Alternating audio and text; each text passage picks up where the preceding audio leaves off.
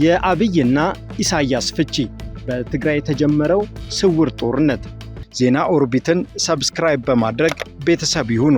አስተያየታችሁን ከታች ባለው የኮሜንት መስጫ ያጋሩን።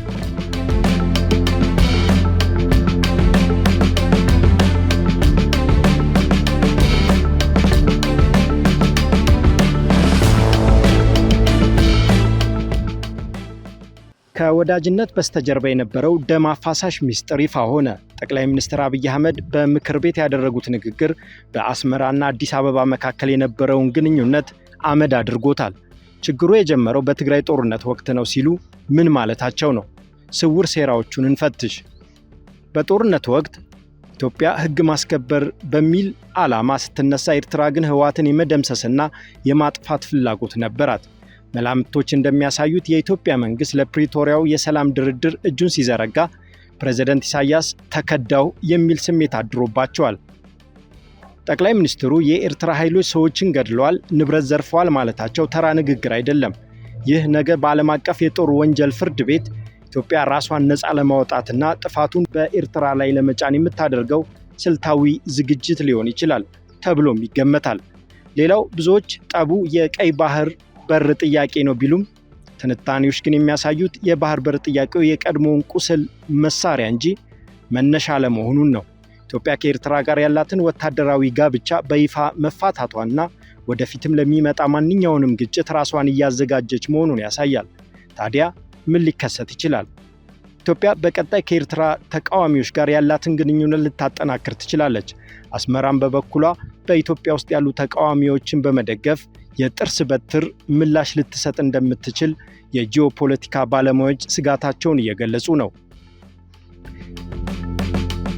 የትግራይ ተስፋ፣ የጀነራል ጉዑሽ መፈታትና ያለው ድብቅ ዲፕሎማሲ። የብርጋዴር ጀነራል ጉዑሽ ገብረ ከእስር መፈታት የአጋጣሚ ክስተት አይደለም። ከጀርባው የትልቅ የፖለቲካ ድርድር ውጤት ነው። መቀለና አዲስ አበባ ምን ተስማሙ? ብርጋዴር ጀነራል ጉዑሽ ገብረ በትግራይ ኃይሎች ዘንድ ትልቅ ከበሬታ አላቸው። የእሳቸው መፈታት በፌዴራል መንግስቱና በትግራይ ታጣቂዎች መካከል ያለውን የጥርጣሬ ግድግዳ ለማፍረስ የተደረገ እርምጃም ነው። መላምቶች እንደሚጠቁሙት ይህ ስምምነት የትግራይ ኃይሎች የከባድ መሳሪያ አፈታት ሂደትን ለማፋጠን እንደ ምላሽ የተሰጠ ሊሆን ይችላል። በረራዎች መጀመራቸው ለተራው ህዝብ መጓጓዣ ብቻ አይደለም። በትግራይ ክልል የታቀፉ ኢንቨስትመንቶችን መልሶ ለማንቀሳቀስና ክልሉን ከፌዴራል የኢኮኖሚ መዋቅር ጋር መልሶ ለማገናኘት የተደረገ ስልታዊ እርምጃም ነው።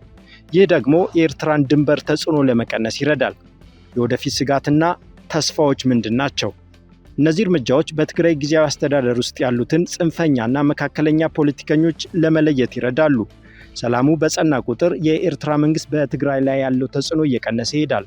በቅርቡ በትግራይ ጊዜያዊ አስተዳደርና በፌዴራል መንግስቱ መካከል የመጨረሻው የፖለቲካ መፍትሄ ስምምነት ሊደረግ እንደሚችልም ይገመታል። ይህም የትግራይ ኃይሎችን መልሶ የማደራጀት ወይም ወደ መከላከያ የመቀላቀል ሂደትን ሊያካትት ይችላል። በመጨረሻም የፓርላማው ፍጥጫ። ከማን ጋር ነው የምትደራደሩት? የምክር ቤት አባል የሆኑት ዶክተር አበባው ጠንካራ ጥያቄ ለጠቅላይ ሚኒስትር አብይ አህመድ። በኢትዮጵያ ፓርላማ ታይቶ የማይታወቅ ፍጥጫ። የአማራ ብሔራዊ ንቅናቄ አብን ተወካዩ ዶክተር አበባው ደሳለው ጠቅላይ ሚኒስትር አብይን በመድረክ ፊት ተጋፍጠዋቸዋል። መንግስት ሰላም አወረርኩ እያለ ነው፣ መሬት ላይ ያለው እውነታ ግን ሌላ ነው በማለት አዳራሹን ያስገመገመ ጥያቄ ሰንዝረዋል። መንግስት ከፋኖ ጋር ተደራደርኩ የሚለው ድራማ ነው ወይስ እውነት? ሚስጥሩን ተከታተሉ።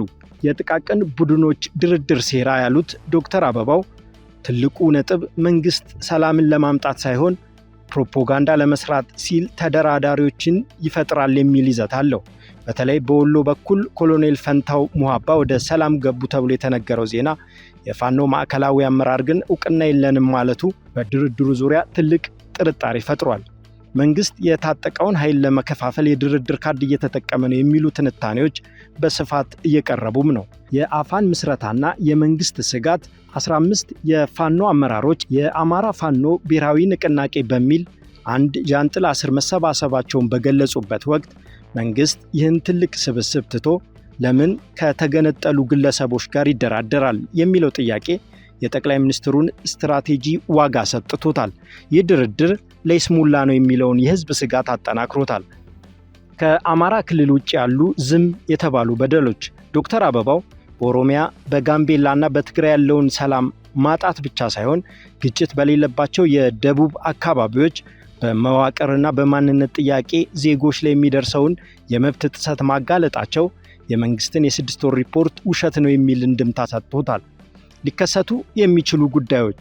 መንግስት በዚህ ጥያቄ ከተገፋ በቀጣይ በትክክል መሬት ላይ ካሉ ትልልቅ የታጠቁ ኃይሎች ጋር ለምሳሌ ከአፋን አመራሮች ጋር ለድርድር ሊገደድ ይችላል።